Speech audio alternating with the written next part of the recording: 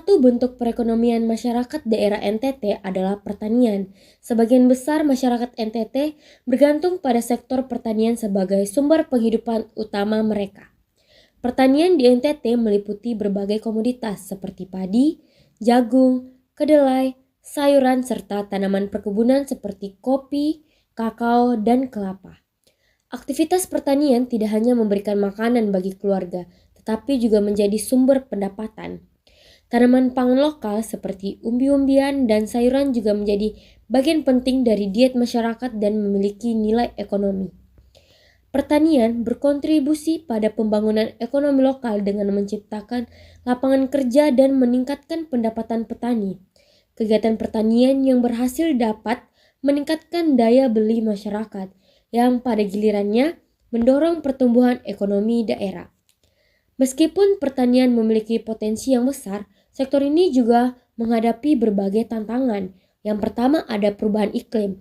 Perubahan cuaca yang ekstrim dapat mempengaruhi hasil panen. Yang kedua ada akses terhadap teknologi. Banyak petani yang masih menggunakan metode tradisional dan kurang mendapatkan akses terhadap teknologi modern yang dapat meningkatkan produktivitas. Yang ketiga ada pasar. Keterbatasan akses ke pasar yang lebih luas membuat petani sulit untuk menjual produk mereka dengan harga yang menguntungkan. Pemerintah dan berbagai organisasi non-pemerintah atau NGO berusaha untuk meningkatkan sektor pertanian di NTT melalui program pelatihan, penyuluhan, pertanian, dan dukungan akses pasar. Inisiatif ini bertujuan untuk meningkatkan keterampilan petani, memperkenalkan praktik pertanian berkelanjutan, dan membantu mereka mendapatkan akses ke pasar yang lebih baik. Industri pertanian di Nusa Tenggara Timur atau di NTT memainkan peran penting dalam perekonomian daerah. NTT dikenal dengan kondisi geografis yang bervariasi, namun mayoritas masyarakat di NTT bergantung pada sektor pertanian sebagai mata pencarian utama, dengan produk-produk unggulan seperti jagung, padi, ubi jalar, kedelai, dan kapas. Jagung merupakan salah satu komoditas utama yang banyak dibudidayakan di NTT, terutamanya di daerah-daerah dengan iklim kering. Selain itu, tanaman seperti sayur-sayuran dan buah-buahan juga banyak ditanam. Meski hasilnya belum optimal karena terbatasnya faktor akses udara dan teknologi. Secara keseluruhan, industri pertanian di NTT memiliki potensi besar untuk berkembang. Selain itu juga, di NTT memiliki kerajinan yang beragam dan tempat wisata yang menarik. Industri kerajinan di Nusa Tenggara Timur atau di NTT memiliki potensi besar karena kaya akan tradisi, budaya, dan sumber daya alam yang mendukung. Produk-produk kerajinan khas NTT umumnya dibuat dengan tangan dan mencerminkan kekayaan budaya lokal serta keindahan alam setempat. Beberapa jenis kerajinan yang terkenal antara lain tenun ikat, anyaman bambu, ukiran kayu, serta perhiasan dari manik-manik dan logam. Tenun ikat adalah salah satu kerajinan paling terkenal di NTT, khususnya di daerah Sumba, Flores, dan Timur.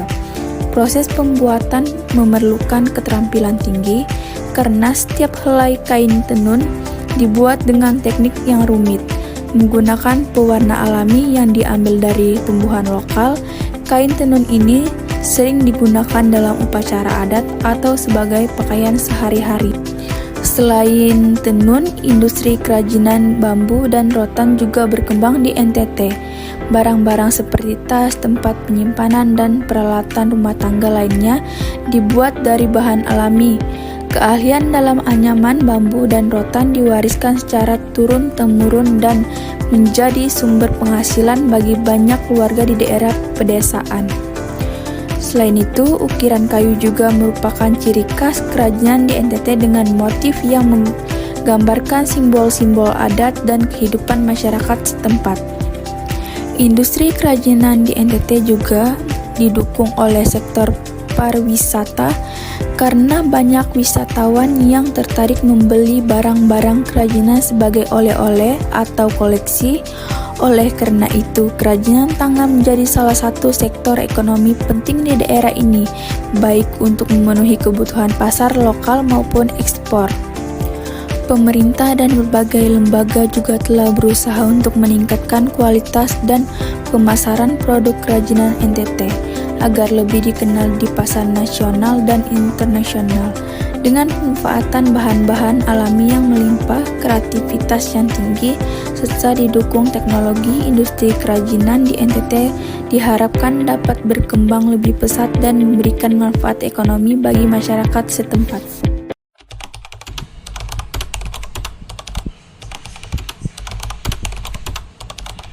Orin atau memindahkan rumah dengan cara diangkat secara gotong royong yang merupakan tradisi unik yang masih dilestarikan oleh masyarakat di NTT.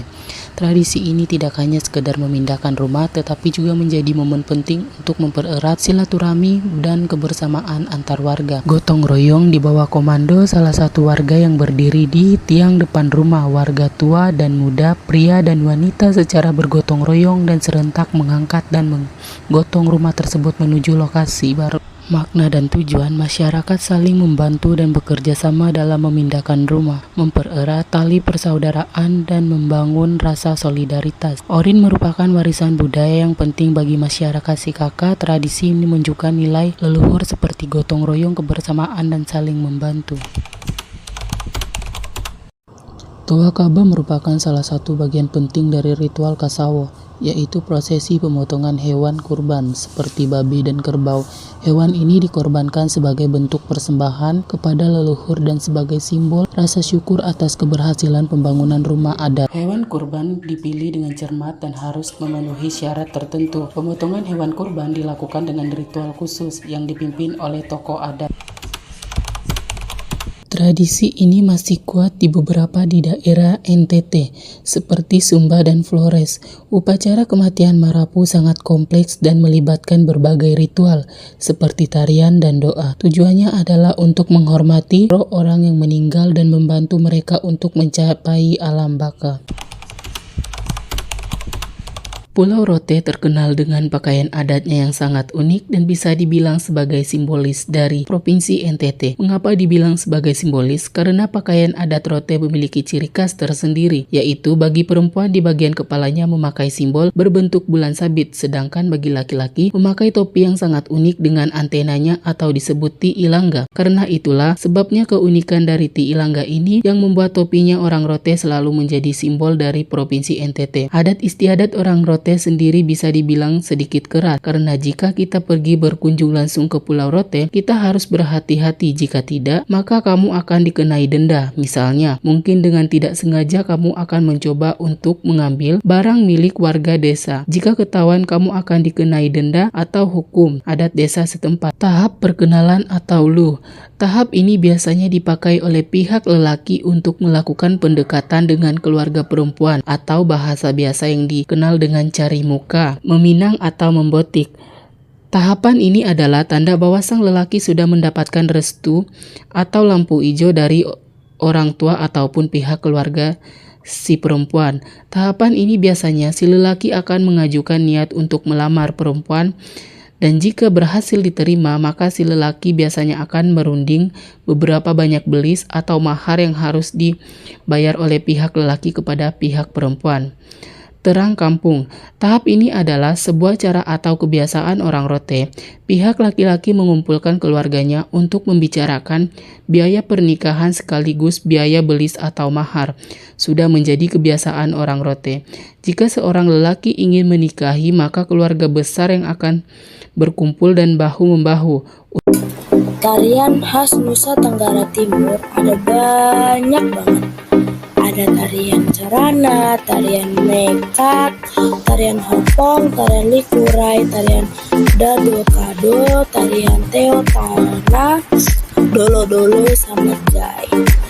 Nah, berbagai macam tarian di Nusa Tenggara Timur, tapi yang bakal dibahas di dalam video ini yaitu tarian caci. Pasti kalian semua pada asing sama tarian caci. Tarian caci merupakan tarian perang yang berasal dari Flores, Kabupaten Manggarai, Nusa Tenggara Timur. Tarian ini dilakukan oleh dua penari laki-laki yang bertarung dengan cambuk dan perisai. Kata caci berasal dari ca yang berarti satu dan ci yang berarti uji. Sebelum masuk di makna tarian tersebut, mari kita tonton tariannya.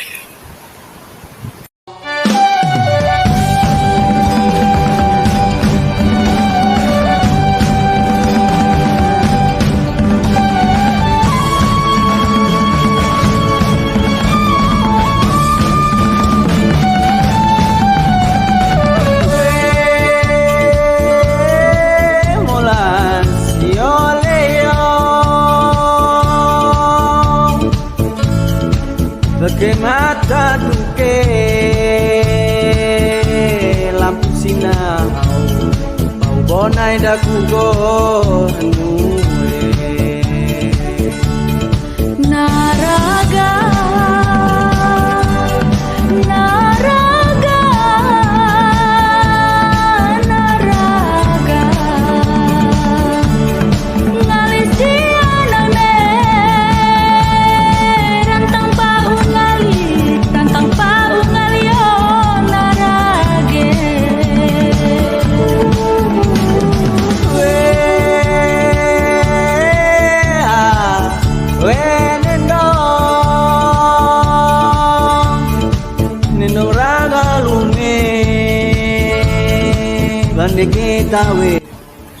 Tarian caci adalah tarian perang sekaligus permainan rakyat antara sepasang penari laki-laki yang bertarung dengan cambuk, larik, dan perisai, ngiling.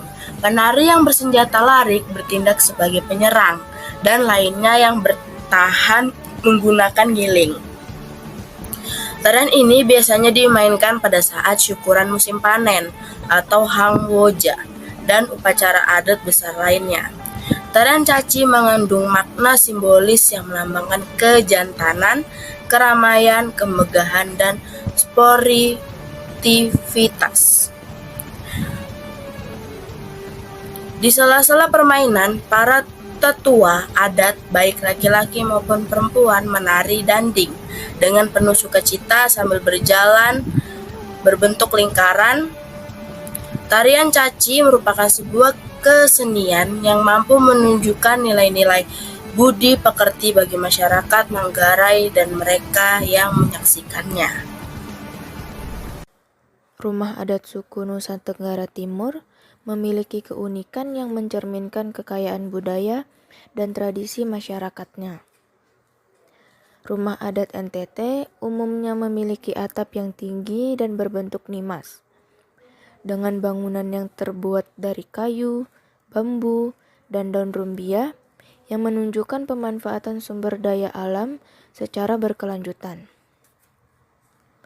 Banyaknya rumah adat memiliki halaman terbuka di tengahnya dengan tujuan sebagai tempat berkumpulnya dan berinteraksi sosial. Ruangan dalam rumahnya biasanya dibagi untuk berbagai aktivitas, seperti tempat tidur, penyimpanan, dan tempat upacara yang mencerminkan kehidupan sehari-hari masyarakat Nusa Tenggara Timur. Di sini, pendidikan bukanlah hal yang penting. Anak-anak hanya perlu bermain, menemani orang tua bekerja di kebun, mencari air, bahkan mengerjakan pekerjaan rumah. Pola pikir yang dari masa ke masa ini membuat lambatnya perkembangan di wilayah Dusun Kukiba, Timur Tengah Utara NTT. Masyarakat yang masih hidup di bawah garis kemiskinan membuat setiap anak harus bekerja untuk membantu keluarganya. Meskipun demikian, ada juga orang tua yang peduli dan ingin anaknya bisa mengecap pendidikan. Orang tua yang mayoritas bekerja sebagai petani dan berlatar belakang rendah sangat berharap penuh agar sekolah bisa mendidik anak-anak mereka. Namun tidak seperti yang diharapkan. Jauhnya lokasi sekolah dan terbatasnya sarana membuat banyak tenaga pengajar yang enggan datang untuk mengajar. Dalam kesehatan di Kota Kupang, Nusa Tenggara Timur pada tanggal 11 November 2023 melakukan pentingnya deteksi dini penyakit tidak menular yang dilakukan berbagai daerah se-Indonesia, termasuk salah satunya di Kota Kupang oleh Kementerian kesehatan. Sangat penting untuk status kesehatan dari setiap masyarakat kita, setiap penduduk kita, agar mereka lebih tahu tentang status kesehatan dan kemudian lebih mempersiapkan diri dalam rangka pencegahan ataupun pengobatan terhadap status kesehatan yang dia miliki. Konflik di Flores Timur antara Desa Bunga Lima dan Desa Ilepati di Kecamatan Adonara Barat. Ratusan warga mengungsi akibat konflik selama 3 malam. Selanjutnya, dalam infrastruktur, mantan Presiden Pak Joko Widodo meresmikan perbaikan jalan di Kupang untuk mobilitas barang dan untuk mempercepat pengiriman logistik di NTT dengan 27 ruas jalan. Namun, sebagian daerah terpencil di NTT kurang infrastruktur yang memadai. Seperti ini, siswa bertaruh nyawa menyeberangi sungai untuk pergi ke sekolah. Namun, warga berharap pemerintah daerah maupun provinsi bisa memperhatikan kondisi jalan dan jembatan di dusun Enda desa ini. Nusa Tenggara Timur atau sering dikenal dengan NTT sebagai wilayah perbatasan langsung dengan Timor Leste, memiliki sejumlah kendala unik yang kompleks, melibatkan aspek ekonomi, keamanan, budaya, dan identitas. Berikut adalah beberapa kendala utama yang dihadapi Nusa Tenggara Timur sebagai perbatasan langsung dengan Timor Leste. Yang pertama, aspek ekonomi. Di dalam aspek ekonomi ada 3. Yang pertama, kesenjangan pembangunan, ketergantungan ekonomi, dan penyelundupan. Ketergantungan ekonomi, banyak masyarakat di wilayah perbatasan bergantung pada kegiatan ekonomi informal seperti pertanian dan perdagangan lintas batas. Penyelundupan barang dan manusia sering terjadi di wilayah perbatasan yang menghambat pertumbuhan ekonomi yang legal dan berkelanjutan. Yang kedua itu ada aspek keamanan. Perbatasan porous atau batas negara yang panjang dan sebagian besar berupa pembuktian serta hutan pembuatan pengawasan menjadi sulit.